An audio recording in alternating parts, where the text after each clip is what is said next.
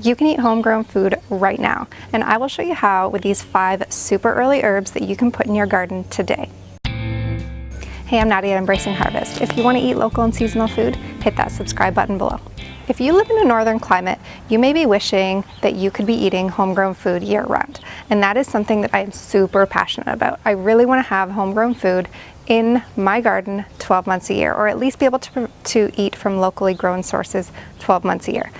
And one way that I'm doing that is by planting food that is in season at different times of the year. So I'm not just focusing on the food that we typically think about when we think about gardens, which is like tomatoes and peppers. Those are all fabulous, but I really do try to plant things that are available early on in the spring and then late into the fall and the winter.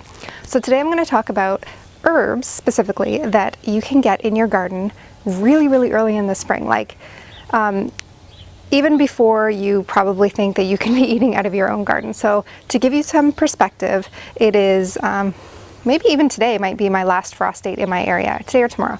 And I live in zone 6B.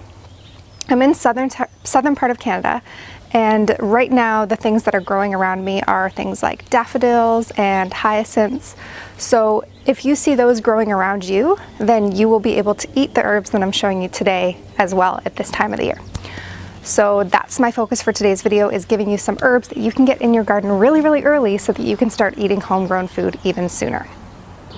The first herb that I want to talk about today is chives, and the reason I'm bringing them up first is because they are always the first one to come up in my garden every single year. So they actually look a little bit like grass when they first start to poke out of the ground, but now a couple weeks later they are bushy, they are tall, they are healthy, and I'm able to use them as much as I want. And that is already before I would normally be planting, or many other people would already be planting anything in their own yard. So chives are really great if you like that sort of oniony flavor. I like to throw them in potato salads or on eggs if you eat eggs. I mean, chives can really go with so many different dishes. It just brings it up, and it really makes that freshness that you've been craving throughout the warmer or throughout the colder winter months. The next plant is thyme, and I have both green thyme, the regular thyme that you're used to, and then I also have lemon thyme. I do think there are other varieties other than this, but these are the 2 that I have in my garden. And these are wonderful because they don't they actually grow back from last year's growth. So they stay bushy, which is really nice. Not super edible in the winter. They kind of brown up and just aren't very appetizing in the winter months, but when the weather starts to warm up in the spring, they turn green and plump and delicious again. So thyme is another fabulous one. Oftentimes I think about it more in the fall, but it is really good for this time of year in the spring as well. Next is lemon balm, and lemon balm is one of those herbs or one of those plants that I had never tried in my life before I grew it in my own garden. And if you've been following me before, or you continue to follow me, that's going to be a common theme that comes up with me. I really find that I just grow things if they sound like they are easy, they're maintenance free, and they provide me with a lot of food. So that's kind of a no-brainer in my books. I always try to bring more of those that really work in my climate and work with my lifestyle, and that's pretty much what I try to teach others to do as well. So lemon balm is fabulous in tea in particular. So whether you make hot tea with it or even iced tea with it, it's really nice. Or even just flavored water with some lemon balm and maybe some cucumber or things like that is really nice. And if you're not familiar with it, it's actually really good for people with anxiety. And honestly, which of us doesn't have anxiety from time to time? So it's really nice just to introduce into your diet. Just throw in your water, throw in your tea, just add to your rotation, and it's super easy to grow. Literally, it will take over. It's kind of like mint, not quite as aggressive. People use lemon, thyme, and mint in the same sentence, saying they're really invasive, but they're not quite the same way they're invasive. So as long as you trim it back and you don't let it go to seed, or you don't let it go to flower and then ultimately go to seed, it won't take over in your garden. And it's actually really easy to pull up, even if it does. So I love it. If you want an easy to grow, beautiful smelling plant, and good for your anxiety and good for your stress levels, it's kind of a no-brainer to add to your garden. Next, I have oregano, and this is a little bit later than some of the others, but if you do have it, so I have some of my, I let my leaves fall from the trees and sort of just stay on the ground and act like a mulch throughout the winter. It helps to insulate the plants a little bit, so I typically don't rake up some of my leaves in certain parts of my garden until the spring. So that's another tip, or that is a tip for you if you want to try to get food out of your garden a little bit sooner. Leaving some leaving some leaves or some sort of insulation over the plants throughout the winter is a really good practice, because it just lets the soil warm up that much sooner, and it makes those plants think it's spring even sooner. So that is one way that I get my oregano really soon and early in the spring. And oregano, oh my gosh, there's a million reasons for it, but I love it just mixed with a little bit of oil and garlic, and I dip bread into it. Oh my gosh, so good. So that is another one that you can add to your spring herb garden. And the next herb is parsley, and my parsley has been green now for a couple of weeks.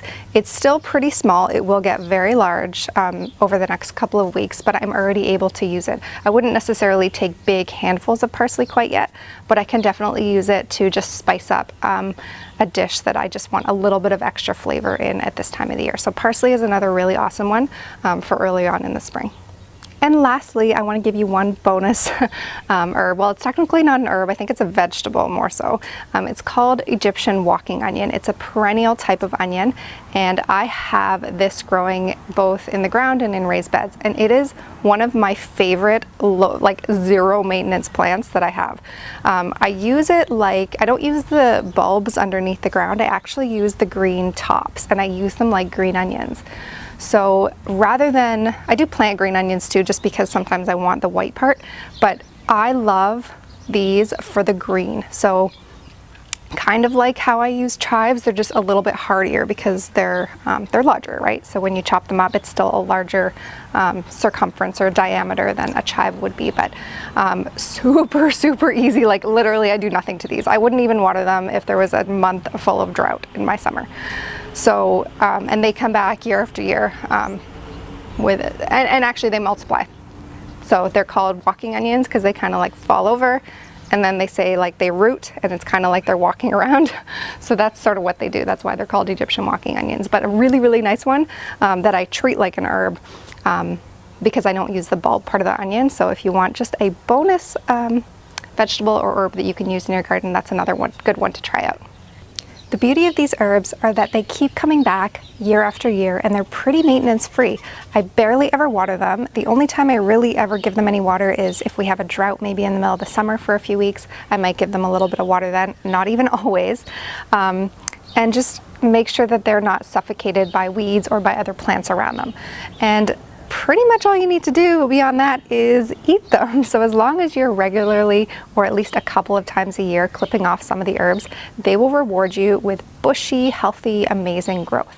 And that is pretty good in my books. Any plant that requires so little maintenance on my part, nature just pretty much takes care of it for me. That is good in my books. So tell me, do you grow any perennial vegetables or herbs in your garden? I'd love to hear about it. So let me know in the comments down below, or even share your story and a few pictures over with me. My email is down below. I love to share stories and inspirational pictures and things that other people are doing, other gardeners, growers, foodies, everyone that's doing to inspire others in the community to do the same. So if you have something interesting or exciting to share, I'd love to hear about it. The email is down below. And that is it for this week's video. I hope you found it helpful. If you did, give it a like. If you aren't already subscribed to my channel, I talk all about local and seasonal food. So subscribe if that sounds to be of interest to you, and I will see you in the next video.